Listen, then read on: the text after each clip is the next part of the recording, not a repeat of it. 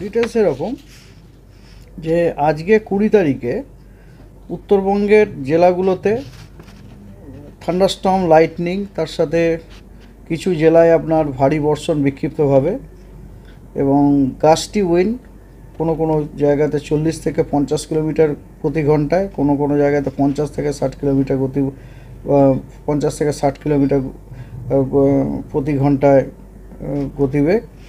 আর এগুলোতে সব orange warning দেওয়া হয়েছে। এই জেলাগুলো হলো দার্জিলিং, জলপাইগুড়ি, কোচবিহার এবং দিনাজপুর, উত্তর এবং দক্ষিণ দিনাজপুর। এই জেলাগুলোতে আপনার থান্ডারস্টর্ম উইথ লাইটনিং, তার সাথে দু এক জায়গাতে বিক্ষিপ্তভাবে ভারী বর্ষণেরও সম্ভাবনা রয়েছে। আর গাস্টি উইন্ডের থাকার সম্ভাবনা আছে 40 থেকে 50, কোনো জেলায় 50 থেকে 60। আর বাকি জেলাগুলোতেও আপনার থান্ডারস্টর্ম উইথ লাইটনিং এবং তার সাথে 40 থেকে 50 কিলোমিটার প্রতি ঘন্টায় ঝোড়ো হাওয়া থাকার সম্ভাবনা রয়েছে। এই গেল উত্তরবঙ্গ। আর দক্ষিণবঙ্গের সব জেলাতেই থান্ডারস্টর্ম বিক্ষিপ্তভাবে দু এক জায়গায় থান্ডারস্টর্ম উইথ লাইটনিং এবং তার সাথে গাস্টি উইন্ড, কোথাও কোথাও 30 থেকে 40, কোথাও কোথাও 40 থেকে 50 কিলোমিটার প্রতি ঘন্টায় থাকার সম্ভাবনা রয়েছে। এই জেলাগুলো, দক্ষিণবঙ্গের সব জেলাগুলোতে হলুদ সতর্কবার্তা দেওয়া হয়েছে। আর 21 তারিখে 21 বলে না, অ্যাকচুয়ালি 23 তারিখ পর্যন্ত, 21, 22, 23 এই 3 দিনই গ্যাঞ্জেটিক ওয়েস্ট বেঙ্গলের প্রতিটা জেলাতেই আপনার থান্ডারস্টর্ম উইথ লাইটনিং বিক্ষিপ্তভাবে দু এক জায়গায় হওয়ার সম্ভাবনা আছে এবং তার সাথে গাস্টি উইন্ড 30 থেকে 40 কিলোমিটার প্রতি ঘন্টা অথবা 40 থেকে 50 কিলোমিটার প্রতি ঘন্টায় হওয়ার সম্ভাবনা রয়েছে।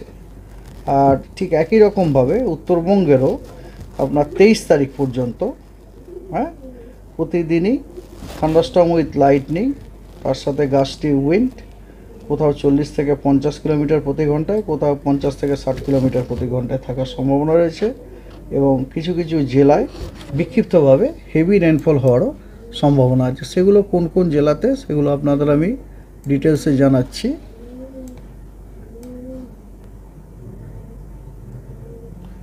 20 তারিখেটা তো প্রথমেই বললাম। 21 তারিখে আপনার উত্তরবঙ্গের দার্জিলিং, জলপাইগুড়ি, কোচবিহারে এবং উত্তর দিনাজপুরে দু এক জায়গায় বিক্ষিপ্তভাবে ভারী বর্ষণের সম্ভাবনা আছে। 22 তারিখে জলপাইগুড়ি, আলিপুরদুয়ার, কোচবিহার এই 3 জায়গাতে বিক্ষিপ্তভাবে দু এক জায়গায় ভারী বর্ষণ হওয়ার সম্ভাবনা আছে। আর 23 তারিখে কোথাও ভারী বর্ষণের সতর্কবার্তা বা দেওয়া হয়নি, তবে 23 তারিখে থান্ডারস্টর্ম উইথ লাইটনিং এবং তার সাথে ঝোড়ো হাওয়ার সম্ভাবনা আছে, কোথাও 30 থেকে 40, কোথাও 40 থেকে 50 কিলোমিটার গতিবেগে। এবার আসা যাক বৃষ্টিপাত উত্তরবঙ্গে আজকে সব জেলাতেই ওয়াইড স্প্রেড রেনফলের সম্ভাবনা আছে। তার মানে জেলাগুলোর বেশিরভাগ জায়গাতে বৃষ্টির সম্ভাবনা আছে এবং দক্ষিণবঙ্গের নদিয়া, উত্তর এবং দক্ষিণ 24 পরগনা, হাওড়া, কলকাতা এবং ইস্ট মেদিনীপুরের জেলাগুলির কিছু কিছু জায়গায় বৃষ্টির সম্ভাবনা রয়েছে এবং দক্ষিণবঙ্গের বাকি জেলাগুলোর বেশিরভাগ অনেক জায়গাতে বৃষ্টিপাত হওয়ার সম্ভাবনা আছে। 21 তারিখে উত্তরবঙ্গের সব জেলাগুলোতে ওয়াইড স্প্রেড রেনের সম্ভাবনা আছে এবং দক্ষিণবঙ্গের জেলাগুলোতে স্ক্যাটার্ড রেনফল হওয়ার সম্ভাবনা আছে, অর্থাৎ দক্ষিণবঙ্গের জেলাগুলোর কিছু কিছু জায়গায় বৃষ্টির সম্ভাবনা রয়েছে।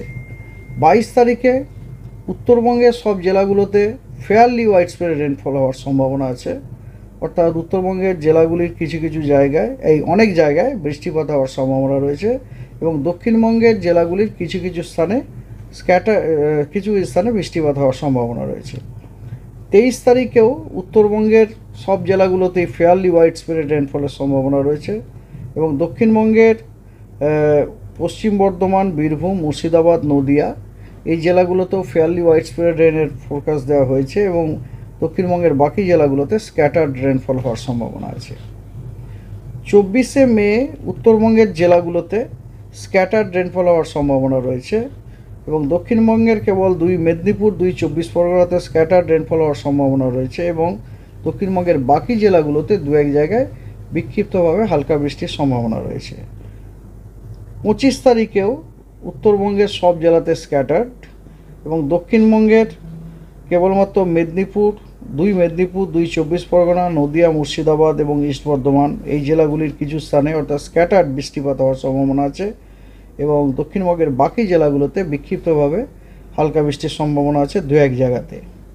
অর্থাৎ দেখুন 20 থেকে 25 তারিখও যদি দেখি তাহলে দেখা যাচ্ছে যে বৃষ্টির যে আপনার স্পেশিয়াল ডিস্ট্রিবিউশনটা কমে যাচ্ছে শেষের দিকে।